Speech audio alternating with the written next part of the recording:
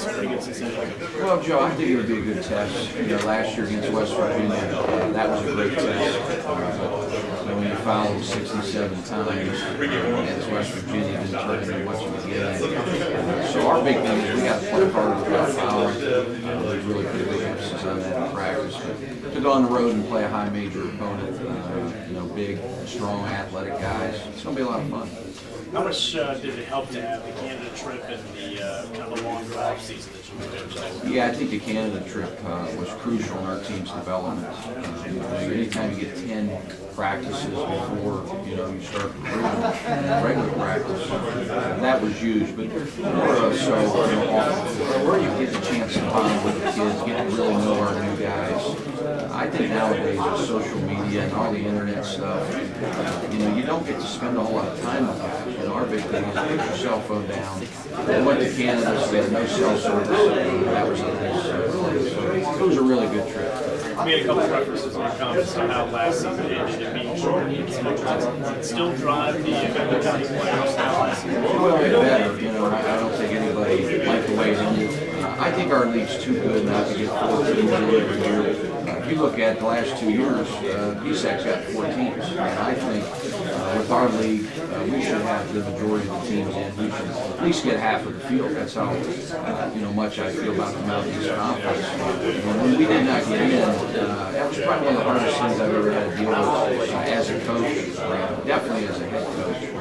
To not get in, it's heartbreaking. Our kids have used that as motivation in the weight room and in the offseason, so we don't want to be in that position again. You've had some very talented rosters your first 2 years. Is this one potentially deeper than the other 2 years? I think this is the deepest team that I've had here in my 3 years at Fairmont. First year, we played with 8.5 scholarships. We didn't even have 10 full scholarships, and then last year, we had a lot of injuries. At one point in the year, we started 4 freshmen and a sophomore. So I think it's taken us 3 years to build. We're going to play a lot differently. Teams will really be surprised the way we're going to play. We're going to be much more up-tempo, press, trap, fly around, and hopefully play 10, 11 guys.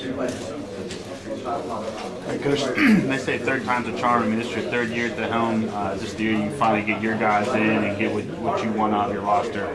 What do you expect from the season? Well, I sure hope, man. I mean, I like the sound of that, third time's a charm. West Virginia, our 3rd year, we went to the Final Four. So, I don't know. Nothing's guaranteed. As Jim said, they're picked to win the league and went to the national championship last year. So every year is different. To me anymore, it's about chemistry, guys liking one another, guys sharing the ball. We have a whole bunch of guys that can score a basketball, so that's not really our concern. It's more the team chemistry, buying in. But I tell you, I've got no complaints about their work ethic, the way they work.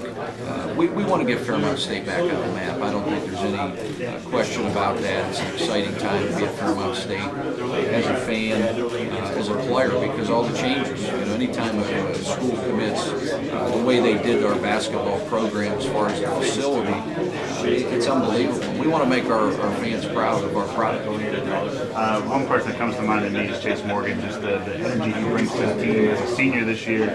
How has the energy been at practice? You guys so far?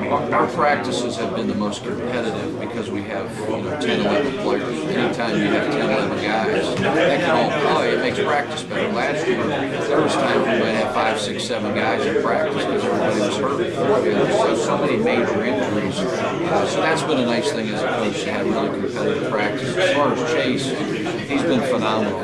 He's kind of like a little brother to me. He and I are very, very close. Spent a lot of time with him. He's a high-energy kid that makes big shots, not afraid of the moment. And I think with him playing with so many good players this year, that he'll even be that much better.